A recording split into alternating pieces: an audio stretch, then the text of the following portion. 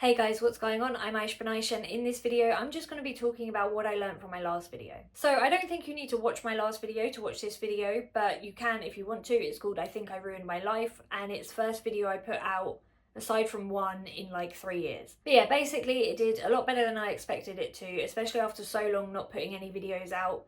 And like, I learned a lot from making it, I learned a lot from putting it out, and like the reception it got.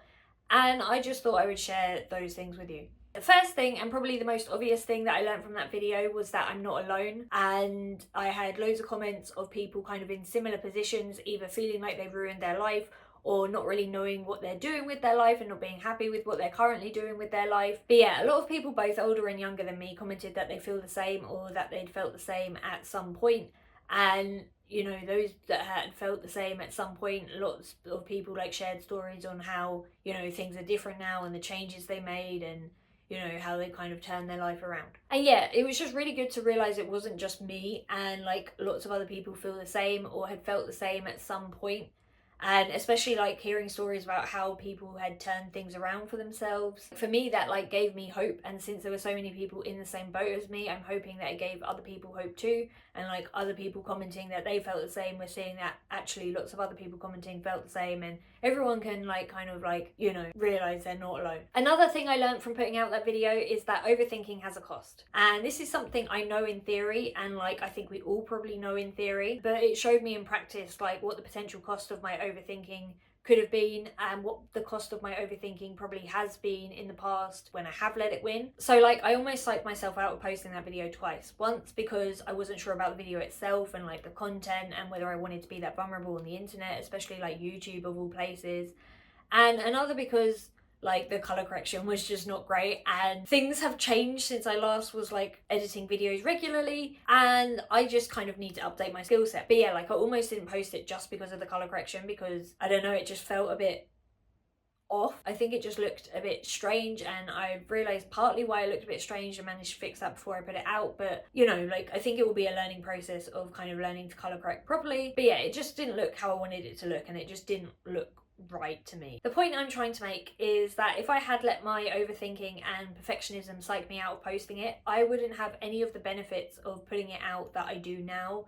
Like the feeling of starting to put out new content, like the accomplishment of having done so, like all the views it got, but also like comments from people like relating to how I was feeling and like realizing that it wasn't just me, or comments from people who had been where I'd been and things had got better, or comments that just had like supportive vibes, or even like people who just appreciated my honesty and vulnerability. All of those things motivated me to put out more content, and even more so, like I got demonetized like a few months ago, basically because I'd been inactive. My watch time had dipped, so I no longer met the threshold, and blah blah blah. I knew I needed to start putting out content again, which I think also pushed me to not overthink it and just post a video. But I imagined it would take me like several videos to get the amount of watch time I needed, but it took just that one, and I got there in like a week. It was a bit frustrating to not have been able to earn off like all of those views I'd gotten up until that point, but I also realized that I might not have gotten that many views if people had had to sit for an ad first. But basically the reason I think my video did well is that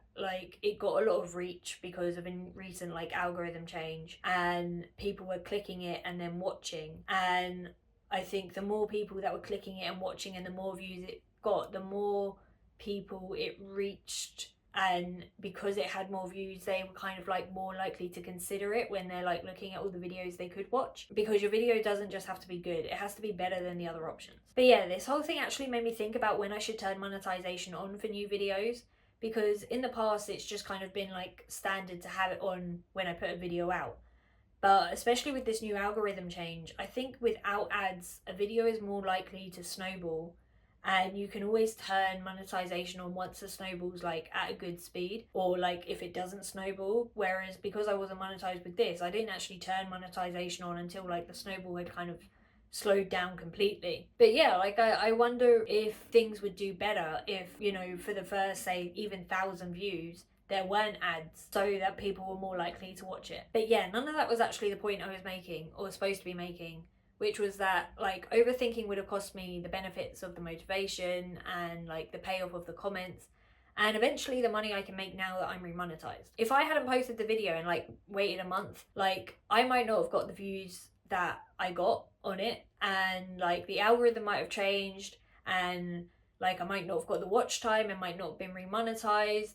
But I also might have just like completely overthought it, refilmed the video, and it'd been way too polished, and then like people didn't connect with it the same, and so like it didn't snowball. And so even if it got some views, maybe it wouldn't have got as many views because it wouldn't have been like as raw and authentic as it was that people seem to like. But yeah, I'm not gonna lie, I also felt a bit of pressure from that because I was like, oh fuck, I need to make my next video like really raw and authentic, but I've already kind of like poured my heart out to you, so I don't really have anything more interesting to say right now, which is why this is my next video. Because one, I thought this would be a bit less pressure, and two, like I genuinely wanted to share some of the things I've learned from putting out that video, and three, the actual video that I thought I would make next needs a bit more planning and a bit more time that I just haven't had because I just haven't had it. But yeah, it kind of feels weird to have talked about monetization in this little bit, but obviously it does come into it. Like, I can't make creating content my career if I can't make it pay me, so monetization matters. Another thing I learned from putting out that video is that unsolicited advice is inescapable. Most of it will be good intention, but some of it will be frustrating. This is pretty self-explanatory, and if you're not like familiar, which I assume most people are, but if you're not, unsolicited advice is when you get advice and you've not really asked for advice. So if you watch the video I put out, you'll see that I'm not really asking for advice, I'm just really talking to myself, to be honest. Like, it all started as a thought in my head. So for example, lots of people commented telling me to get a job, not like, oh, get a job, but like as advice. And I got a bit confused by that because I say in the video that I want to focus on creating, and maybe it's not clear I mean that as like a job, as a career, but I thought it was kind of obvious from the fact I've been talking about like career and things and what I want to do. But yeah, I just found that confusing because I didn't know if people just didn't get it, or they didn't listen, or they just kind of took what I said about self-employment at the start like in a certain way. And it's like, I know that I can be self-employed and doing things, and that's what I'm like trying to do now, sitting here in front of this camera. But anyway, I found it confusing, not totally relevant, but there is a reason I'm self-employed, and that is that I, like many other neurodivergent folk, don't do well in formal employment. Despite appearances, I'm also not actually back to my normal level of functioning after autistic burnout and grieving, and so I wouldn't actually be able to handle that even if I wanted to. And even being self-employed and taking creating content more seriously, I'm trying to make sure I do like recover from those things and deal with those how I need to and whatever, but also make sure I don't end up back in autistic burnout. And it's only really recently that I felt that my normal level of functioning is even reachable. I do agree with some of the comments that I've probably had too much time on my hands, and that's kind of allowed me to overthink things so much. So the way I'm feeling that now is basically using the spoons that I do have to focus on creating and sorting out various aspects of my life to help me get back to some kind of normality. But even with that, the goal isn't, and probably will never be, formal employment. It's just not right for me, and I've been self-employed most of my adult life, and that's what's worked. I might consider a part-time job to subsidize my income and get me out of the house if I need to, but right now that's not really a sustainable option for me. And when I'm not creating, I'm just focusing on sorting out those other aspects of my life. I don't need to explain this, and I know like some people still probably won't get it, but like, I've tried. Another thing I learned is that people will make assumptions, and those assumptions are generally more reflective of them than me. No matter how much you over explain yourself, people will misunderstand. Some people just won't get it, and some people won't get you. But that's okay, because there are plenty of people who will get it, will get me, and it's all about finding them. There was one assumption that was made that really pissed me off, and I'm not gonna lie, this is like a complete fucking tangent, but I might as well use my platform for something that I want to use it for. The assumption was in a comment that said something like, I am healthy and have all my limbs, so I should be grateful. And it just blew my mind that that assumption was made based off a video of my head and torso. And even if it was a video of my whole self, it is a wild assumption to make. Not every health condition is visible. I have lots of friends with invisible conditions and disabilities, and I myself have hidden disabilities. My own mother, who had chronic neuropathic pain, could have filmed a very similar video, and you would never fucking know. And it just enrages me on so many levels at the lack of consideration for things like this. And I know it's partly because it's personal, but that's the part I'm most ashamed of. Because I shouldn't have needed personal contact with disability or chronic illness or chronic pain to be this angry. How do people in this big 2025 think that they can assume health from that snapshot? For me, I'm lucky enough that it is the case. I am healthy, but it won't be for everybody. The commenter in question could be a doctor, a teacher, a job centre advisor, a waiter, whatever. At some point, they are going to come into contact with people who look healthy and able but aren't. Not only that, but why is good physical health all that matters? Is mental health forever destined to be a second thought? Sure, you need some physical health to be alive and experience mental health issues, but for many of us, our mental health is far more likely to kill us. And beyond that, what about the effect of mental health on physical health? Or even physical health's effect on mental? I know this is a bit of a tangent, and I obviously can't speak for all disabled people and people with chronic illnesses, but I hope that if I say something, then someone with the same lack of awareness, which I realise could be fairly innocent ignorance, might remember. I think at the same time though, there is a limit to how innocent ignorance can be. From the way I see it, and I realise I could be forgetting groups and I might have a skewed perspective on this, and I'm sorry if I have, and I'm sorry if I'm invalidating anyone's struggle, but from the way I see it, sitting here saying this right now, of all marginalised people, the least effort is made to ally with disabled and chronically ill people. Sure, we might have ramps and lifts around, but you only need to watch one of the many videos of a wheelchair user trying to get a train to realise how shallow accessibility really is. And that's with a visible disability. And I also just want to make the point that while I'm talking about accessibility right now, accessibility and allyship are not the same thing. I don't care if you take nothing else from this video, but can we please all try and be better allies to people living with both visible and invisible disabilities and other health conditions? I may not have said this in the best way, but if you have enough of an understanding of the context I'm coming from, then you'll get it. And like I said, I wish I didn't need that personal context to get it. If you want to understand more about that context, I'll leave a link somewhere so that you can learn more, but I just ask that you please be respectful, because if it wasn't already obvious, this topic is still very raw for me. Another thing I learned from that video is that you can't control the comments, but you can curate them. / I need to curate community. When I first put that video out, I didn't get any comments for like a day, and even then I only got one. And then as it started taking off, comments started coming in. I was doing my best to reply to every comment because I genuinely appreciated most of them and wanted to engage, but also because it helps engagement, which helps reach as far as I know, although that wasn't really a thought in my head until the snowball had started rolling and I just wanted to keep it going. The only comments I did remove were racist ones. The other negative comments were mostly just telling me to remove my piercings because for some reason people are delusional enough to think that their opinion on my piercings is going to change mine. The only comments that weren't positive that I engaged with, and even that was like after like 3 days because there were 3 saying the same thing, were ones telling me to slow down. Like I said in the original video, I want to make content that I want to make and people will either like it or they won't. My last video is the only video that I've ever tried to deliver in a particular way because I wanted it to be exactly like it was in my head, like raw, authentic and ranty. Lots of people commented on my speed and some people even said that they had to slow it down, which I get because like so did some of my in real life friends, but none of them like expected me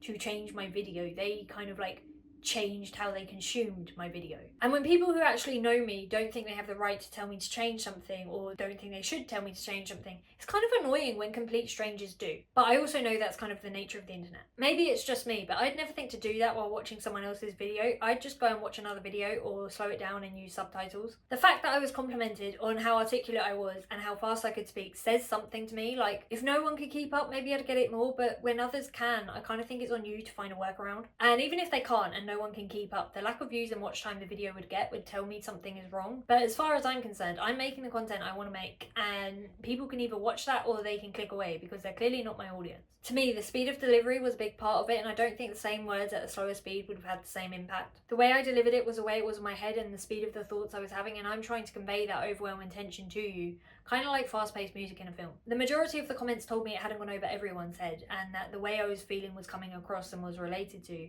which is what I was trying to do, right? Like, make a video about how I was feeling as close to my inner monologue of thoughts as possible, both in content and delivery. So anyway, I engaged with one of these comments and they kept telling me about how my fast talking was affecting me, despite me assuring them that it wasn't the case. And I was totally astounded by the audacity of someone to tell me what's happening in my head, despite me telling them it's not the case, and them just insisting that they knew better, like it's not my brain. They even told me I wasn't listening, and I'm like, well, neither are you. Anyway, I gave up and blocked them and then had a conversation with my friend. And this conversation is kind of like the whole point of this point of points. So my friend had already seen lots of the comments and asked me before whether I was okay with how much unsolicited advice was being given to me. And like, I just kind of take it as part of being on YouTube and like know most of it is good intention, but it was very validating for someone to realise that I didn't ask for any of that. But yeah, so I've been telling them about this commenter that knew me better than I knew myself, supposedly, and they pointed out that leaving negative comments might stop other people engaging. And I just never thought about it like that. Like, to me, leaving the criticism and other negativity and not shying away from it kind of felt like the noble thing to do. Like, I'm not falsely advertising whether people like this video. But the comments that were like more discriminatory, I've just been leaving them because I felt like, oh, it shows people what kind of person this is. I also thought that not engaging with them would at least leave them like a little bit butthurt. Saying that though, I'm not really sure why it made sense to me at the time to remove racist comments but not misogynistic ones. And I can only assume that it's because of how normalised misogyny is and the use of specific racial slurs, which I actually had to Google. I had never considered that leaving such comments might, one, encourage more comments of the same nature, or two, might discourage other people from commenting. After that and our other discussions, I removed the negative comments and tried to stop being such a people pleaser with my replies. Part of that was also because by this point the video was really starting to take off and replying to comments was taking up a big chunk of my day, and if I had been busy and they'd built up, I'd just get really anxious about getting through them, when in reality I probably didn't need to reply to all of them. Not all of them said something that warranted a reply, and I probably could have just like hearted them. I knew from a couple days in that I needed to build better boundaries for my comment section and set better expectations about what I would reply to, especially as some commenters seemed to have a sense of entitlement once I did, which at times got a bit creepy and uncomfortable. But I think as a small online creator, there's a sense of gratitude you have for the people who consume and engage with your content, especially when you know it has a big part to play in the reach it's getting, and I wanted to express that. Eventually I did just add a pinned comment to do that and realised that hearting things that didn't need a reply was enough. I still have some work to do on figuring out those boundaries and applying them to create the community that I want, but I think it's something you learn with experience and like some trial and error, so hopefully I'll figure that out in time. The way I'm thinking about the comment section now is more like a vase. Like, you don't want to just stick any old stuff in, you want to create it. And even then you need to choose what you want to be the focus and what is just complementary to that focus. I.e., you need to choose what you want to reply to, which will boost its visibility, and what you just want to like. That doesn't mean I don't appreciate all the comments I get, but I know realistically replying to all of them just isn't sustainable if I grow, and it hasn't been sustainable in the past. Plus, realistically, I don't think people who comment expect or care if they get a reply. At least I don't when I'm commenting on things.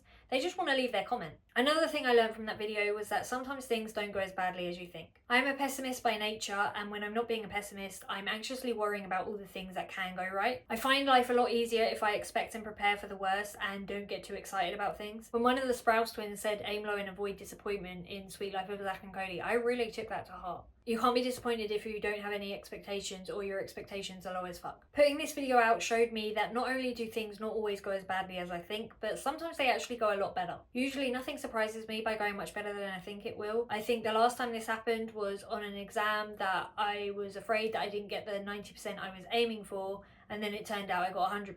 But that wasn't that drastically different to what I thought, so I didn't have the same oomph as this video doing well did, both in terms of reception and reach. Like, it was drastically different to what I thought it would be. The same thing happened on my 30th birthday. Like, I've been dreading it for the last few years, and I was worried I'd be really low and vulnerable leading up to it. And I was at times, but on the whole, I think I felt better about it in the month leading up to it than I did about it in the last 2 years. I was worried about the day too, because it's the first big milestone birthday I've had since my mum died, and after seeing what she did for my older brother for his 30th, I was basically worried that the rest of my family's efforts would always feel short of hers. I was worried I'd be sad all day, and although I did have a dip at one point, it was a lot better than I thought it would be. For me, it wasn't about what I got or what I did that might disappoint me. It would have been the feeling that there was a lack of thought. You know, the kind of insight and in-depth thinking that mothers often have, and the attention to detail and the planning and all that. Like many things in life, the anticipation was a lot worse than the main event. Sure, it wasn't perfect, but I knew it would never be. But it wasn't completely imperfect either. What mattered to me was the evidence of thought. Sure, the presents, the food and cake are nice, but it really is the thought that counts. God, just saying that I feel old, but maybe realising that is what maturing is. The last thing I learned from my last video is that right now is the best time to start creating on YouTube. When my videos started taking off, I searched to find out why and found like a recent algorithm change is basically boosting the reach of small creators. So right now is the best time to start posting. Even without that, right now is better than later, but with that, there's no excuse not to try. I know there are some aspiring creators in my audience, and I'm sure there are many more, so right now I'm talking directly to you. Starting is the hardest part, and it's actually the topic of my first ever Substack, which I've started since posting my last video. So if you want to go and read that, I'll leave a link somewhere. But what I want to leave you with is be scared and do it anyway. Whether you want to make videos or art or write or start a podcast, right now is the best time to start. It is scary, yet you're still sitting here wanting to do it. Be scared and do it anyway. Thanks for watching, guys. Don't forget to like and subscribe. Drop a comment down below if you have something to say, and I'll see you on the next upload day. Not totally relevant, but there is a reason I'm self-employed, and that is that I, like many other neurodivergent folk, don't do well in formal. As close to my inner monologue as for the comments that were like discriminatory, for the comments that were like discriminatory, I don't know how you say that word. Discriminatory. I don't really, discrimination. Yeah, this is pretty self-explanatory, and if you're not like familiar, which I assume most people are, but if you're not, I can't fucking talk. Unsolicited advice is, I've lost my thought now.